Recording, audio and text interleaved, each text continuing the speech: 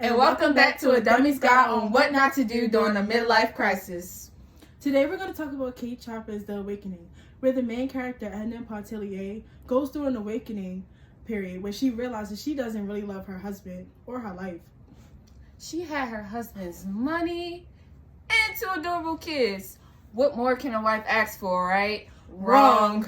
Girl was falling in love with another man named Robert Lebrun, but then he dipped, or should I say, left to Mexico.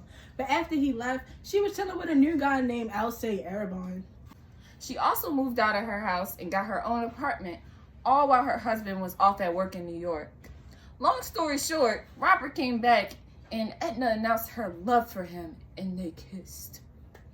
After that, she had to tend to her friend in labor, so she told Robert to wait for her. But when she came back to a house with no Robert.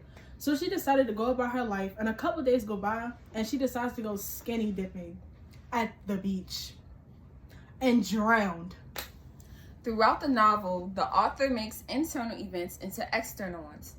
For instance, the main character acts kind of fast and makes life-changing decisions based off of her feelings. One of the worst things you could possibly do during a midlife crisis. And here are some examples. 1. At the beginning of the novel, Edna starts to fall in love with Robert, and she knows this, but she continues to hang out with him. Even more, even though she knows that she is married. Yeah, don't do that. 2. In the middle of the book, after Robert leaves for Mexico and Edna's husband goes off to work in New Orleans, she feels as though her house isn't like a home to her, and she never really liked living in a big house that was owned by her husband. So she goes off and buys another one without even consulting her husband first. All she does is send him a letter telling him that she's leaving the house. Who just gets up and leaves their house that belongs to themselves and their spouse to own a house of their own? Yeah, don't do that. Talk to your spouse first. I would be pissed, by the way. And last but not least, 3.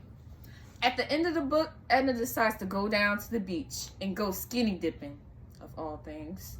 At this point, Edna is not thinking of anything, and so she's just acting on how she feels, which causes her to swim further and further away from shore. And when she realizes that she tired herself out and she can't swim back, she drowns. Yeah, don't do that.